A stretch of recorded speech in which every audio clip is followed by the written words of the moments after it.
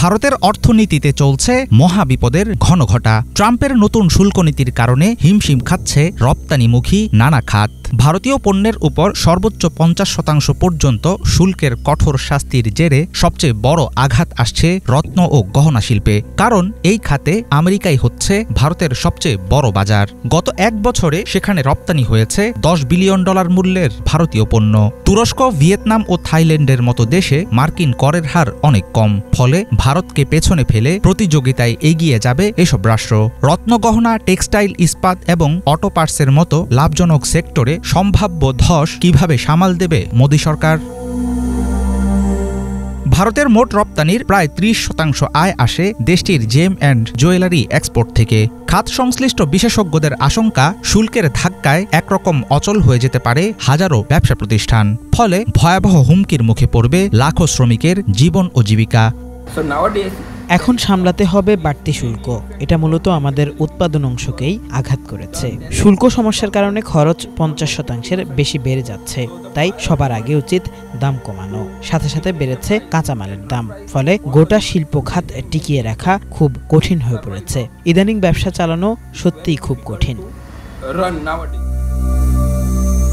অনেক খাতের মতো ভয়াবহ ক্ষতির শিকার হবে ভারতীয় টেক্সটাইল সেক্টর। দেশটির বড় বড় রপ্তানিকারক সংস্থাগুলো মার্কিন ক্রেতাদের কাছ থেকে আতঙ্কিত ফোন পাচ্ছে। 2024 সালে যুক্তরাষ্ট্রে $2 বিলিয়ন বেশি রপ্তানি করেছে এসব ভারতীয় প্রতিষ্ঠান। 2025 সালের প্রথমার্ধেই আমেরিকায় প্রায় $1 বিলিয়ন পণ্য পাঠিয়েছে ভারতীয় কোম্পানিগুলো। বিপদ থেকে রেহাই পাচ্ছে না অটো কম্পোনেন্টস বা গাড়ির যন্ত্রাংশ খাত।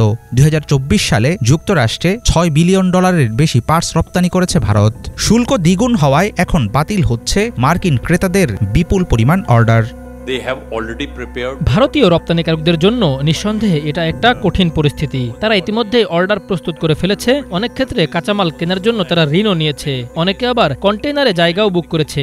এমন পরিস্থিতিতে শিল্পখাত অবশ্যই সমস্যার মুখোমুখি হবে। তবে একই সাথে আমরা সরকারের সঙ্গে যোগাযোগ রাখছি যেন কোনো সমাধানের পথ বের করা যায়। ভারতের উৎপাদন ও রপ্তানি খাতের শীর্ষ নেতারা সতর্ক করে বলছেন, যুক্তরাষ্ট্রের শুল্ক বৃদ্ধি দেশীয় রপ্তানিতে ডেকে আনতে পারে চরম ক্ষতি। ভারতীয় শিল্পপতিদের আশঙ্কা, এটি শুধুমাত্র দ্বিপাক্ষিক রপ্তানি ধ্বংস করবে না, বরং দিল্লি ওয়াশিংটন বাণিজ্যিক সম্পর্কে ধরাবে গভীর ফাটল। রাশিয়ার সঙ্গে জ্বালানি সহযোগিতা বজায় রাখা এবং যুক্তরাষ্ট্রের সঙ্গে বাণিজ্য সম্পর্ক রক্ষা করা, একই সাথে ভারতকে সামলাতে হবে দুই বিপরীতমুখী স্বার্থ। হাফিজুল ইসলাম, বাংলা ভিশন।